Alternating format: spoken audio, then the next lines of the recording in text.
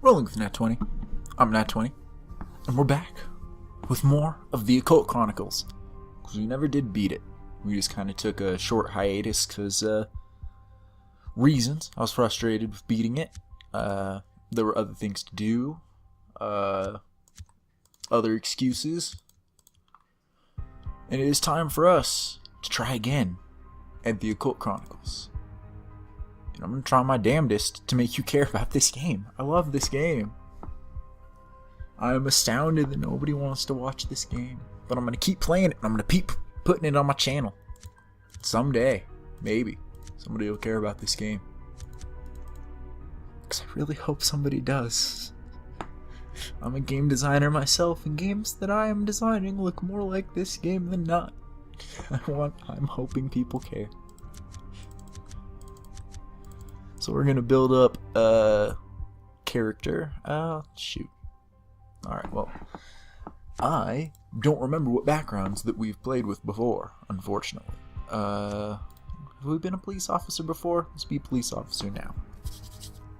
You started off walking a beat, and through that making chief detective was all you ever wanted before you retired. But one very weird cold case file had you digging in all of the wrong places, and that's when you were approached by the O.D.D. with a proposition that was just too good to refuse.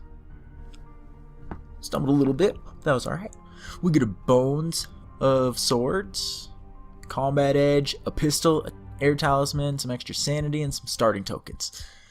Not the best starting thing ever, but you know, it's kind of good for a newbie position.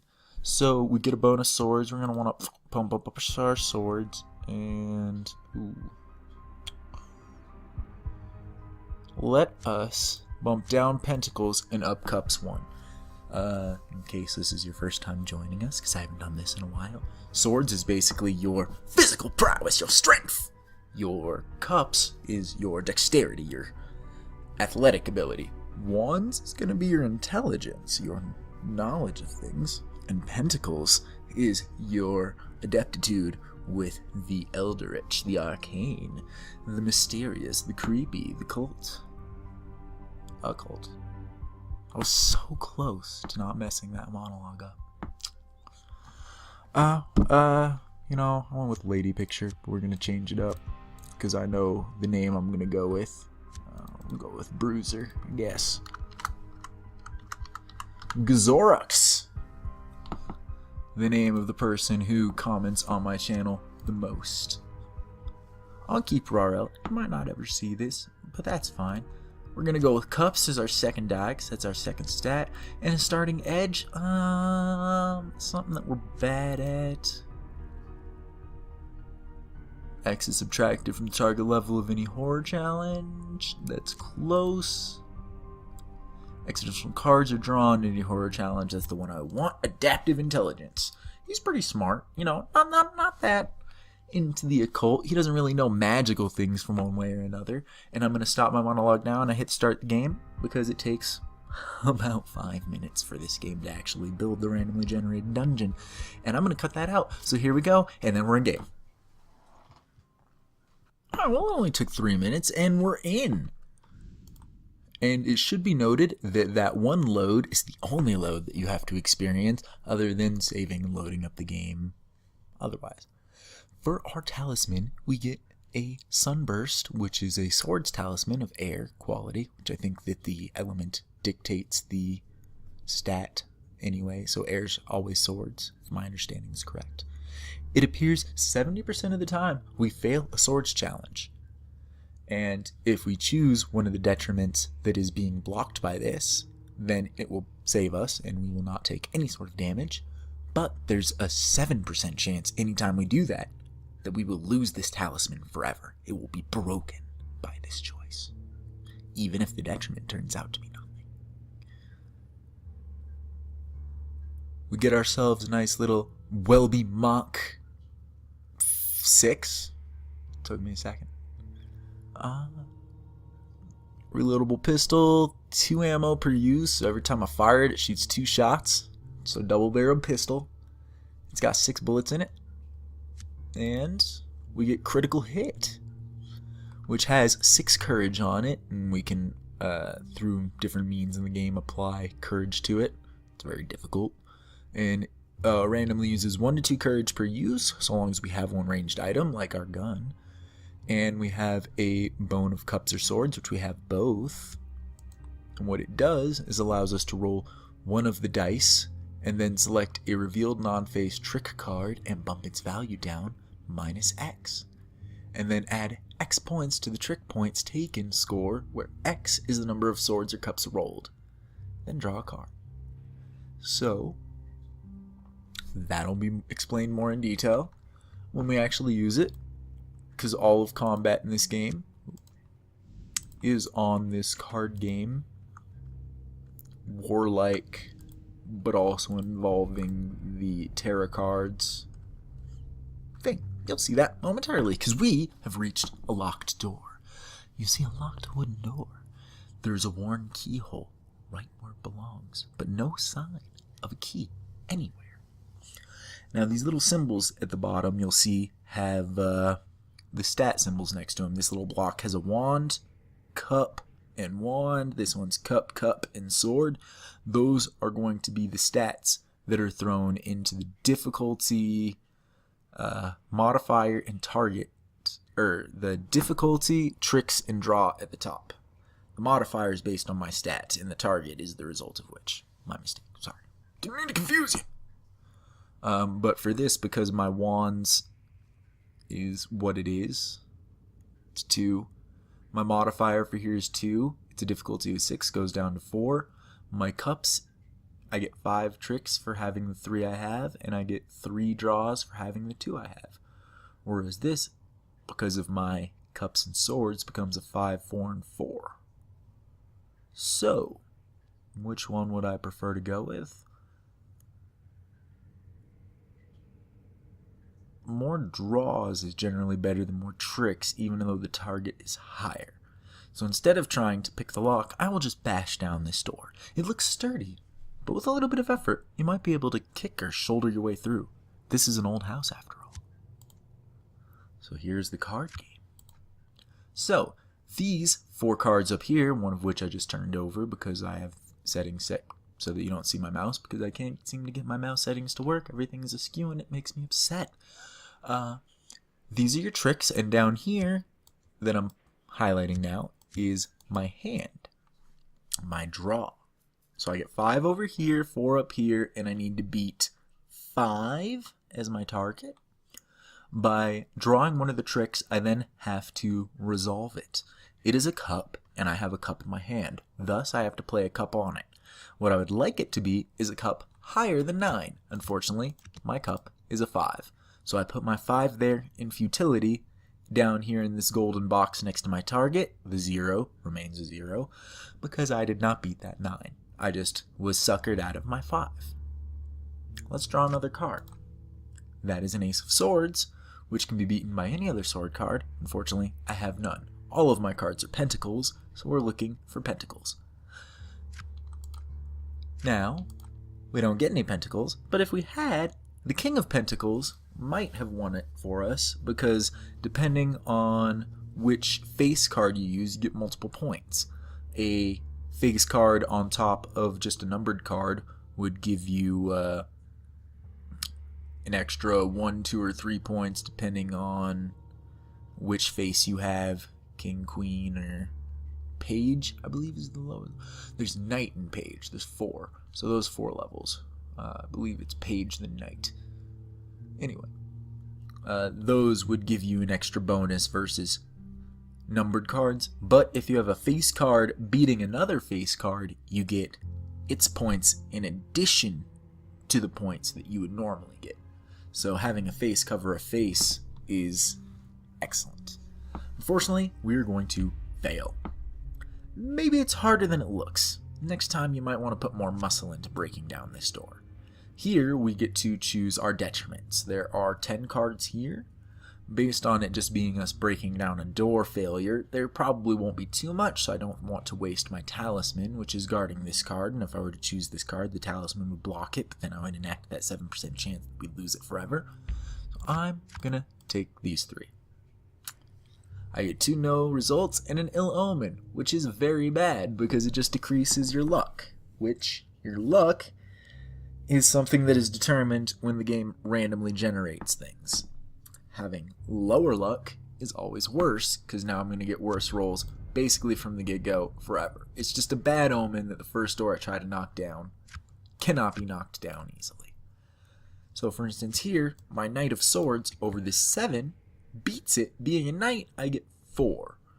I don't exactly remember how the math works out on that. I think it's 2 for beating it and then 1 for every face card. So page you get 3, knight gets 4. We'll address that later. King of Cups couldn't be beaten anyway. That loses. Darn, I fail by less, so I have to pick less. This time I actually hurt myself on the door. We're going to try one more time, and if we don't beat it this time, we're just going to come back to this door when we're better. Queen of Cups over an 8 gives us 5, and we win. 5 over the ace gives us 2 more, so yeah, it's 2 for just beating it. And we win. Splinters and a loud noise announce your success in battering down the door. The way lies open now. And for success, I get nothing because it was just battering down the door. I didn't expect much. I just wanted my life intact. But we get to explore this room now. This question mark over there, which we'll make our way to in the longest route possible to make sure that we don't miss anything. A haunted suit of armor. Your attention is drawn to an old suit of armor standing guard in the gloom. As you strain to make out its features, you realize something is terribly wrong. A sudden chill shoots down your spine and a sense of dread engulfs you. There's dark sorcery involved in this, and it nibbles away at your sanity. You must defend with wands and pentacles. Resist the horror! Your eyes widen in disbelief as the cursed armor turns to meet your gaze. You must fight to keep your sanity. Alright, well, an 8 beats that 7 to help me out a little bit, but we mostly just fail. Your mind is weak! The confrontation with the cursed suit of armor sends your mind reeling. You struggle to maintain your sanity. But there are no results. We're lucky. The haunted suit of armor is animated by some evil sorceress artifice. Such a curse would require great power and forbidden knowledge. Its gaze is locked on you, and you sense an intelligence of some sort. Can we talk to the suit of armor? You sense a keen intelligence before you. An aura of sadness permeates its very being. And you find a sense desire. You also sense desire. Perhaps you can figure out what, if anything, this cursed suit of armor wants. Maybe not, if it's gonna frickin' have tricks like that. Fail! You attempt to make contact with the suited armor, but your efforts fail. Nothing bad happens. Try again. Sometimes I slip on my words. It's pretty alright for Let's Plays. It's the reason I can't do any voiceover work without preparing vastly in advance. The intelligence speaks to you. The sadness and anguish are nearly overwhelming, but you understand that it wants you to break its curse. 500 years ago, a succubotic witch stripped this knight's soul from his body, sealing it into the armor, and bound the key within a small glass bead. The bead was taken by a common thief who perished in this house 30 years ago. The haunted armor cannot use the key itself, but perhaps you can. We acquire a quest and gain 1 sanity from becoming somewhat friends with this armor. Have you found the bead? The haunted suit of armor gazes expectantly at you, and you feel the anticipation in its voice. Whoa, man, yo, I haven't even left. Give me a minute. I'll look. I'll be back if I do. We're bros. I found a clue. -2 to the target level. Clues are things that you can find throughout the various adventure that have no sort of indication on the map that they're there, but do give you an advantage in the final encounter in the game, if you make it.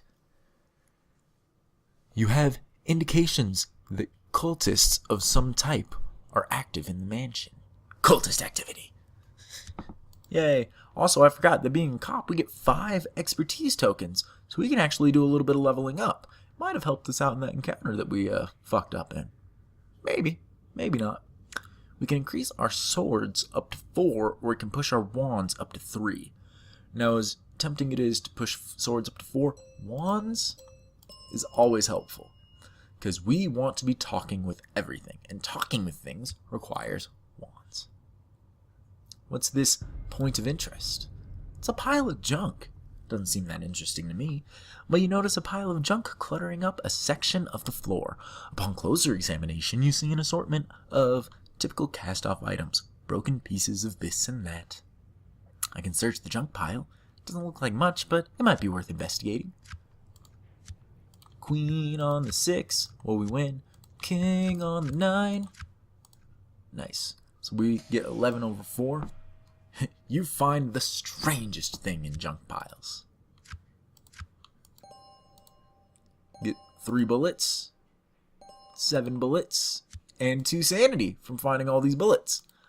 I would love to put these bullets in this gun, but it is ridiculous and can only hold 6, and I can't put these in my pocket or anything. So let's just toss them on the floor and be sad when we don't have bullets later. I would definitely fill up one of my empty inventory slots with spare bullets, if the game would let me. But I guess it's meant to be hard. It's another locked door.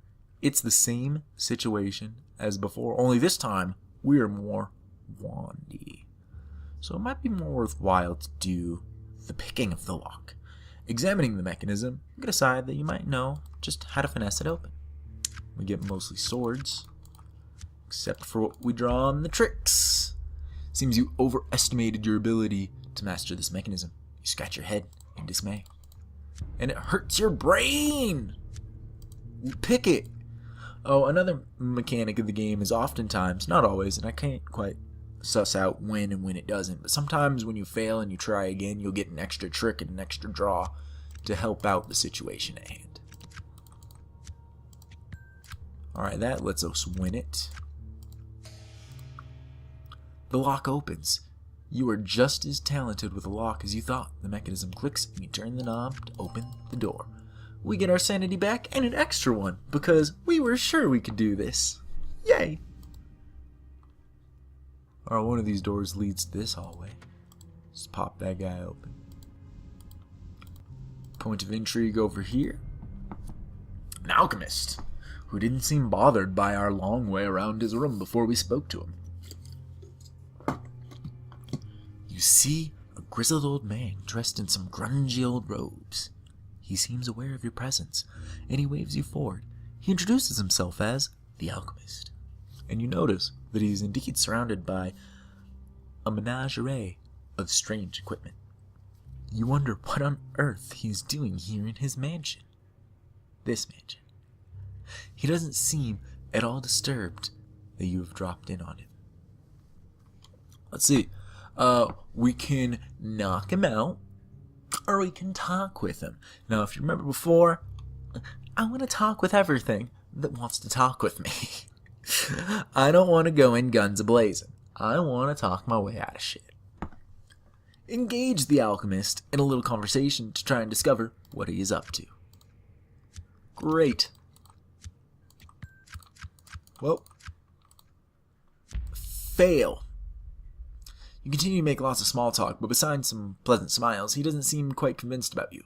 You feel that he is tossing something over in his mind. That's okay. We can talk for a while longer, Alchemist. Perhaps this time more results will come of our discussions. No, more small talk. I'm willing to talk long if you want to, Alchemist. Your knowledge seems like it could be useful in this strange place. Keep talking with him. There we go. We have sussed some shit out. He seems to size you up, and you get to the heart of the matter. He wants your help, and he's willing to help you in return. Find the Alchemist's papers. They are most likely hiding in plain sight. And then return. Tee-hee! Yes, young master. It will suffice, I think. I cannot leave this room because I cannot. But I need my papers returned to me. If I am to complete this great work that I have set out to finish, my legacy, you see. He wants you to recover some papers that are nearby.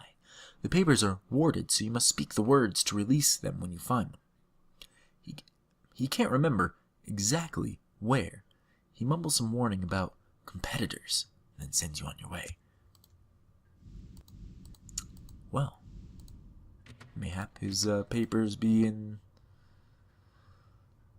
Well, you know, I'm glad that I don't have to walk across that to get anywhere. We'll step in here to check out this question mark. A broken robot. You see a strange mechanical man over near the far wall, hunching slightly forward. It looks like it had been deactivated or run out of power somehow. You've heard stories about these things from the old hands at the O.D.D. HQ. Robots, they were called. Apparently, they have been attempts by several nefarious organizations to build armies of them to conquer the world. Leave it alone. If we need a robot, that's where it is. No clue there. There might be a clue over there, but honestly, if there is, screw it. I ain't crawling over that to figure it out. Alright, there's a piano room in here. What have we in the piano room? Point of intrigue over there.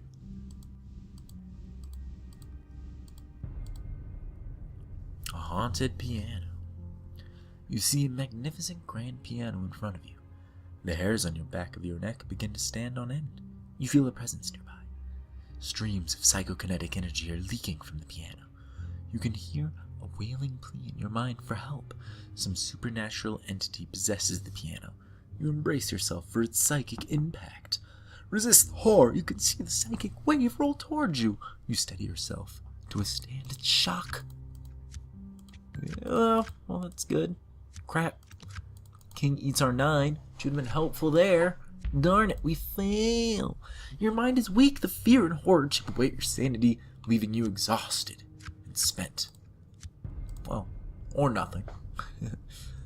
The grand piano seethes before you. Something seems wrong here. You sense that a curse or fell sorcery has imprisoned 2 spirits here. One acts as a jailer to the other. You can in fact hear the captive plead for release in your mind. You remember a lecture during your O.D.D. training about Platonis theory on spirit traps. Some cursed items used a spirit to effectively bind another spirit to its existing nexus with our world. Such spirit traps could snowball out of control given the chance. Perhaps you could free both before it is too late. You can attack the piano, try to dispel the possession, engage in a psychic duel. Well,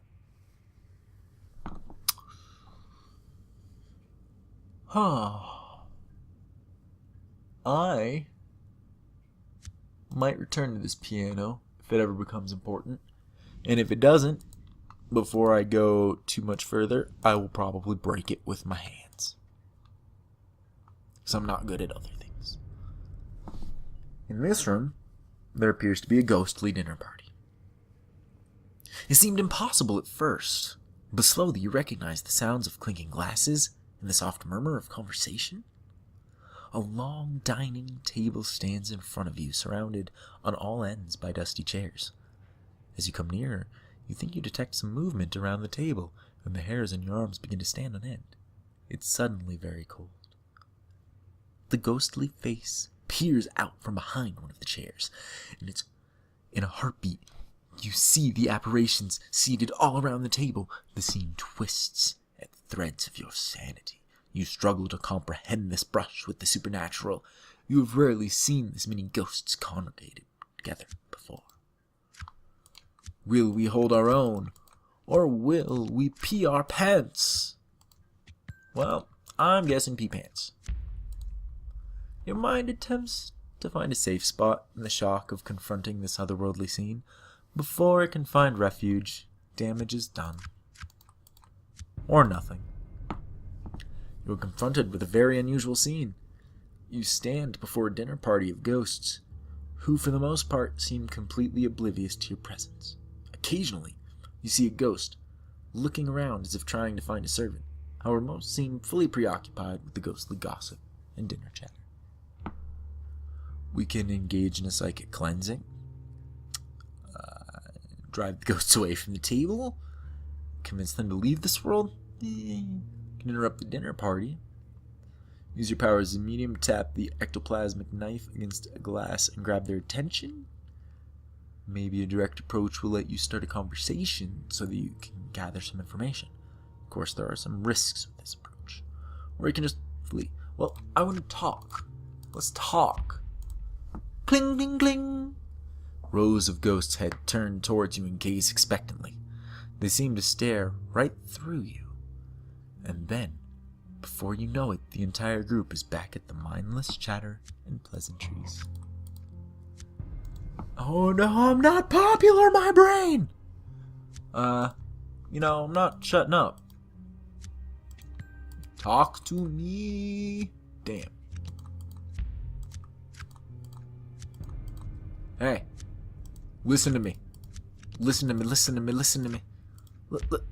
Listen to me. Listen to me, listen to me, listen to me. My brain! This sucks. I don't like doing this. Yeah. Alright, 8/3. Rows of ghosts' head turned towards you and gaze expectantly. You offer a epiphany toast, and then they seem pleased. Before you know it, you are gabbing away. The general consensus is that the lack of proper dessert is spoiling the festivities. Find the butler and get the dessert.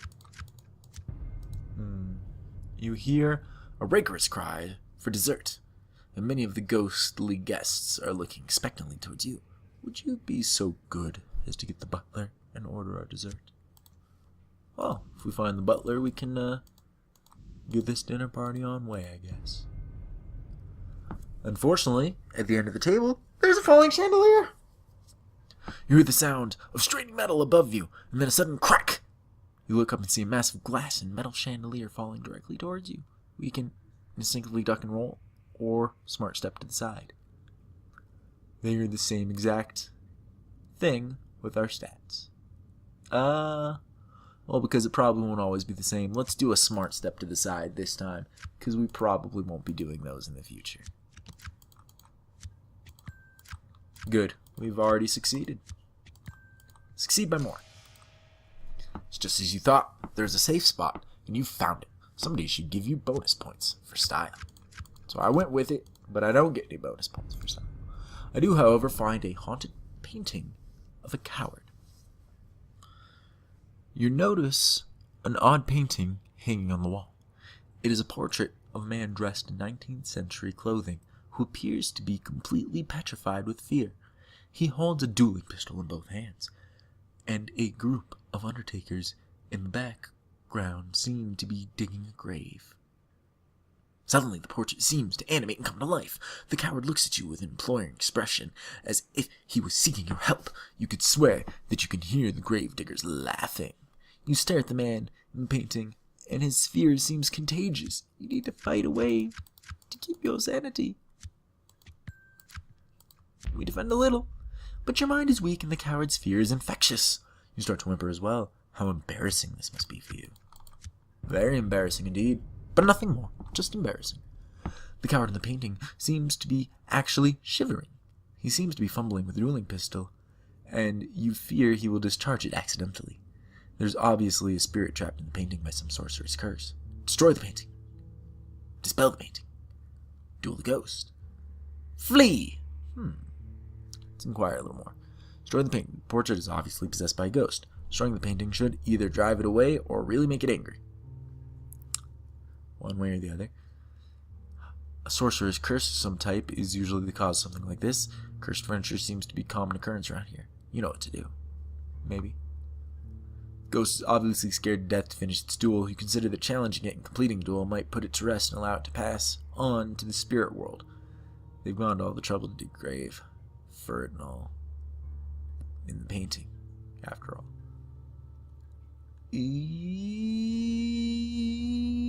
Destroying it'd be the easiest. Fleeing it for later would also be easy. But let's duel! I'm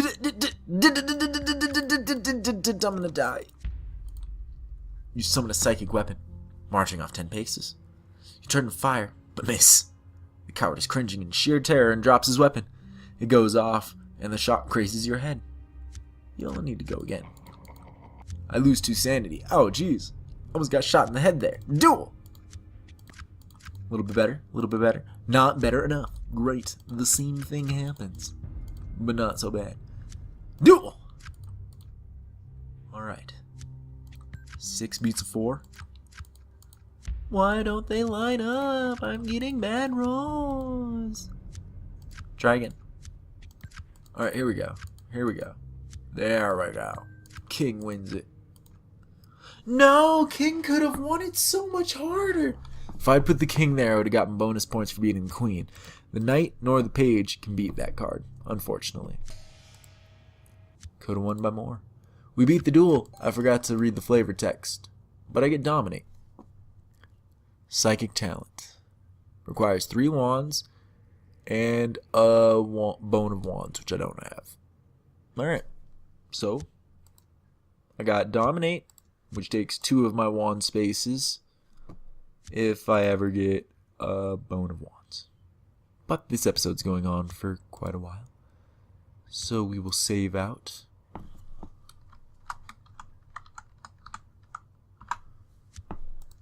And continue it next time. See you guys later.